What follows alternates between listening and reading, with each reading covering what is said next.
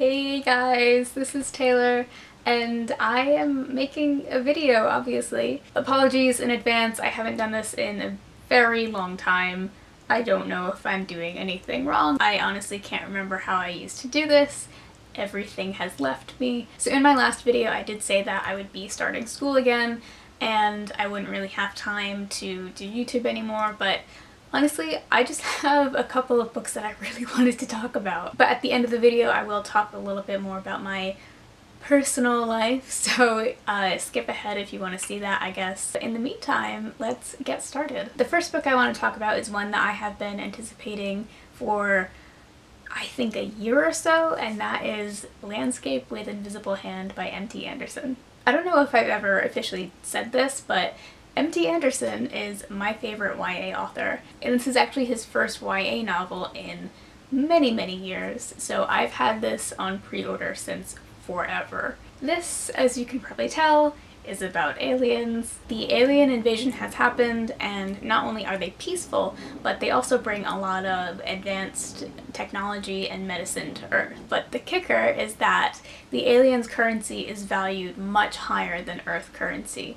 So the aliens who do move to Earth become these kind of ultra-rich super beings, and the Earth's economy becomes completely restructured around the aliens. So only the very rich or the very well associated can actually afford to be housed and cared for. And this obviously has a lot of parallels to current class and healthcare problems, so it is extremely timely. But it also has that signature M.T. Anderson humor to it. Very dry, very surprising at times, and somehow it really straddles the line between hilarious and totally bleak. I loved this so much. It's quite short, so I read it the day that it came in the mail, both because it's short but because I loved it so much. The next book I want to talk about is Sorry to Disrupt the Peace by Patty Yumi Cottrell. First of all, obviously, gorgeously designed book. And I'm trying to figure out what to say about this because the less you know, the better. But I will say that the basic plot is that this is narrated by a woman whose adoptive brother commits suicide, and she decides to travel back to her hometown in order to play detective and try and figure out why this happened. I will also say that this is deeply weird. If you end up picking this up on my recommendation, the first couple chapters are just going to be like, Taylor, why? But in reading, especially the last few pages of this book, I truly felt the entire spectrum of human emotion, the whole thing. And as a debut novel, I found this so fresh and so innovative, but of course it does delve quite deeply into suicide, so I would keep that in mind. I also want to talk about The Queens Gambit by Walter Tevis. I was recommended this by my supervisor, actually, because this went around the library a couple years ago. I think it had been featured on NPR, and we had so many holds on it, we could not keep it on the shelves. And just recently this had been returned, and my supervisor goes, "You should really read this, this weekend."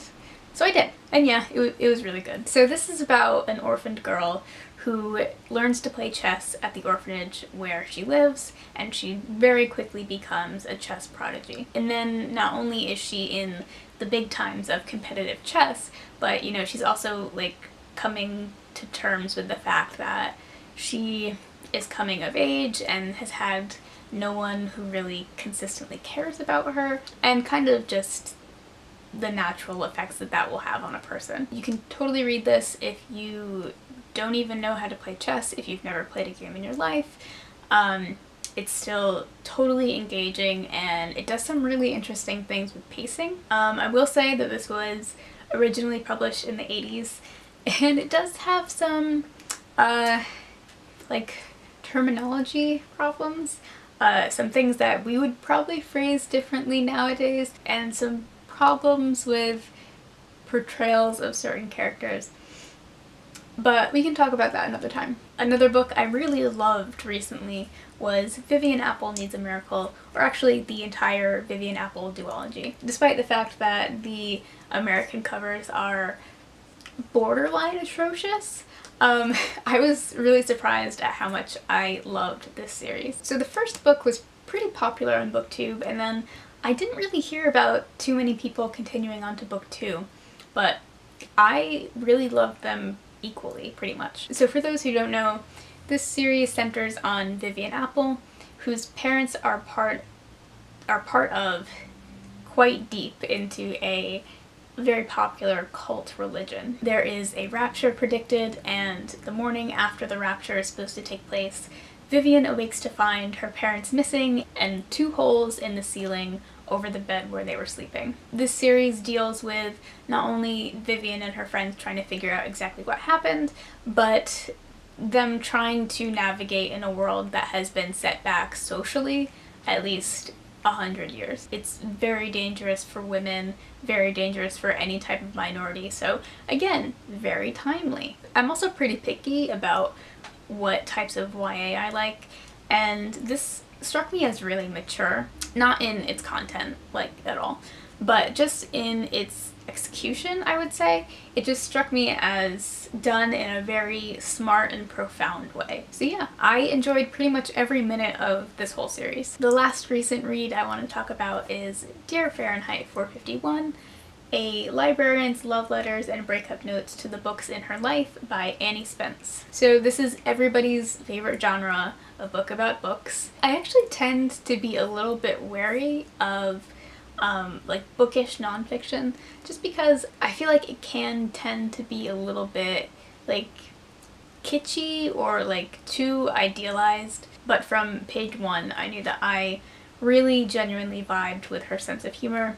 She's very funny and very real. And while I think this is more marketed towards like self-identified readers, there's definitely a lot in here to enjoy for fellow library workers, both the good and the bad of working in the library. Also, the last like 25% of this book is just lists of recommendations based on what you are looking for or what you already like, so there's definitely a lot in here to appreciate. And this is a galley, but it does come in a nice hardcover if that is something that concerns and or interests you.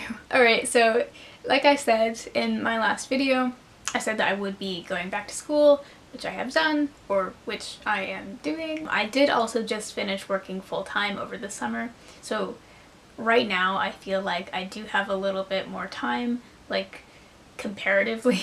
I don't want to make promises that I can't keep, so I'm not gonna say that I'll be able to make videos like every week like I used to, because I know I can't do that. But if I have some free time, I could potentially see making a few videos here and there, and I hope that's cool with everybody.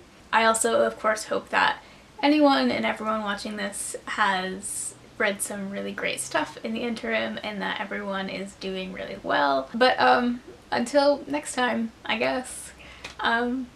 See ya. Bye.